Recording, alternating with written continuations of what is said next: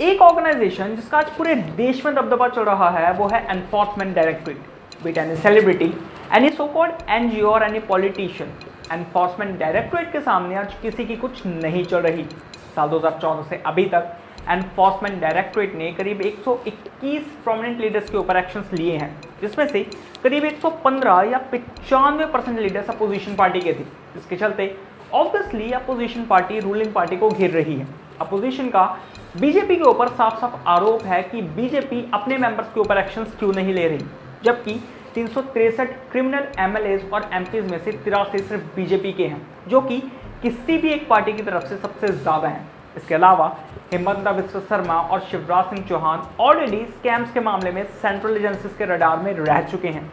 इसके बावजूद सिर्फ अपोजिशन पार्टी के लीडर्स को सेंट्रल एजेंसीज क्यों टारगेट कर रही हैं? हाय, दिस इज हेमंत एंड इस वीडियो में हम एनफोर्समेंट डायरेक्टरेट और पॉलिटिक्स के बीच के कुछ रिलेशंस के ऊपर बात करेंगे।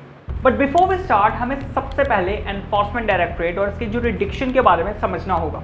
एनफोर्समेंट डायरेक्टरेट या ईडी की स्थापना 1 मई 1956 को money laundering, violation of foreign exchange laws और ऐसे ही सिमिलर क्राइम्स को टैकल करने के लिए की गई थी।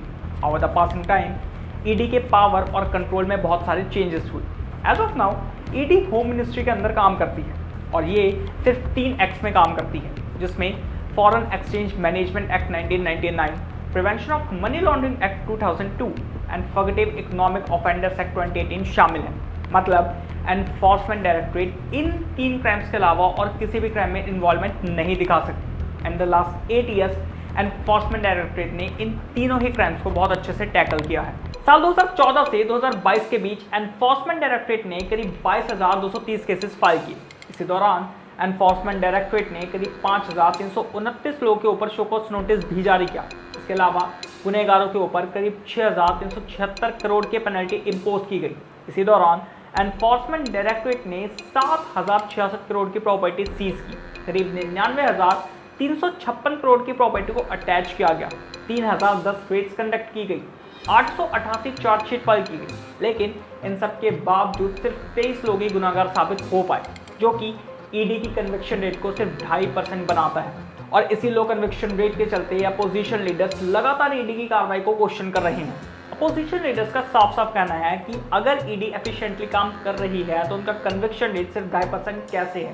क्या ईडी बिना किसी सबूतों के आधार पर सिर्फ कार्रवाई कर रही है अपने मास्टर्स को खुश करने के लिए? इस चीज को और अच्छे से समझने के लिए हम 2 अलग अलग पॉइंट ऑफ टाइम पे ईडी के द्वारा ही उठाए गए कदमों को कंपेयर करेंगे। साल 2004 से 2014 के बीच एनफोर्समेंट डायरेक्टरेट ने करीब 112 सर्चेस और 571 रेड्स कंडक्ट की। इसी दौरान ईडी ने करीब 5,586 केसेस फाइल किए, जिसमें से 2,780 केसेस में शो कॉज नोटिस भी जारी किया। इसके अलावा क्रिमिनल्स के ऊपर करीब 1,754 करोड़ की पेनल्टी इम्पोज की गई। करीब 14 करोड़ की प्रॉपर्टी को जब्त किया गया। 104 चार्जशीट्स फाइल की गई। लेकिन इन सब के बावजूद एक भी गुनहगार साबित नहीं हो पाया। मतलब साल 2004 से 2014 के बीच ईडी का कन्विक्शन रेट 0% था। उस टाइम भी बड़े लीडर्स टारगेट किए जा रहे थे, उस टाइम भी लोगों को परेशान किया जा रहा था, लेकिन उस टाइम ईडी का कन्विक्शन रेट सिर्फ 0% था। तो अगर ये आज एक वेंडेटा पॉलिटिक्स है तो उस टाइम भी क्या थी? साल 2004 से 2014 और 2014 से 2022 के बीच ईडी की रेट्स में करीब 27 गुना का इंक्रीज देखा जा चुका है। और ये स्टैटिस्टिक्स ये तो क्लियरली बताता है कि ईडी आज एग्रेसिवली काम कर रही है। लेकिन ये ईडी का वेपनाइजेशन है या उसकी एफिशिएंसी का एक नमूना, ये आप हमें कमेंट सेक्शन में ज़रूर बताएं। डेटा कभी झूठ नहीं बोलता, ये बात तो सच है। लेकिन अगर हम अभी भी ईडी की रेट्स की टाइमिंग को देखें तो वो सस्पिशियस नज़र आती हैं। जैसे ही बिहार में जेडीयू ने आरजेडी के साथ सरकार बनाने का फैसला लिया, आरजेडी के दफ्तर पे छापा पड़ गया। ये सेम पैटर्न महाराष्ट्र, छत्तीसगढ़, राजस्थान, बंगाल, दिल्ली और सभी नॉन बीजेपी स्टेट्स में देखा गया कि जैसे ही इन स्टेट्स में पॉलिटिकल स्टेबिलिटी बिगड़ी, सेंट्रल एजेंसीज ने इन सभी स्टेट्स में अपनी रेड्स कंडक्ट करना चालू कर दिया। और एनफोर्समेंट डायरेक्टरेट की इसी एग्रेशन को देख के सुप्रीम कोर्ट ने एनफोर्समेंट डायरेक्टरेट को अपनी पावर को लिमिट में इस्तेमाल करने को भी कहा। हालांकि अभी जितने भी बड़े पॉलिटिकल लीडर्स के ऊपर इन्वेस्टिगेशन चल रही है वो पुराने केसेस में ही चल रही है और सेंट्रल एजेंसीज के पास इनके खिलाफ एविडेंसेस भी हैं एंड दैट इज व्हाई अभी तक ये केसेस रनिंग है।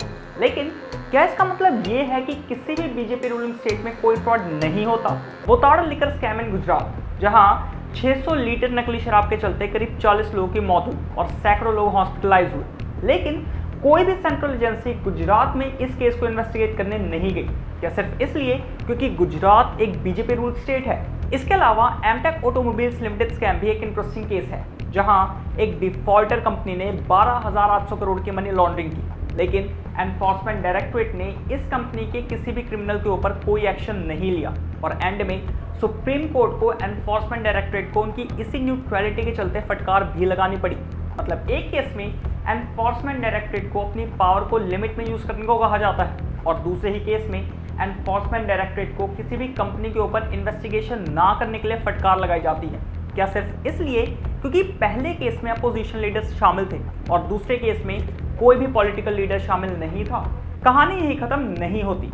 हिमंता बिस्वा शर्मा, जिन्हें नॉर्थ ईस्ट का अमित शाह भी कहा जाता है, उनका भी नाम लुई बर्जेस स्कैम में एक बार सामने आ चुका है। लुई बर्जेस स्कैम गुवाहाटी में एक वाटर सप्लाई प्रोजेक्ट स्कैम था और ये तब हुआ जब हेमंता कांग्रेस की तरफ से असम के एक बड़े लीडर थे।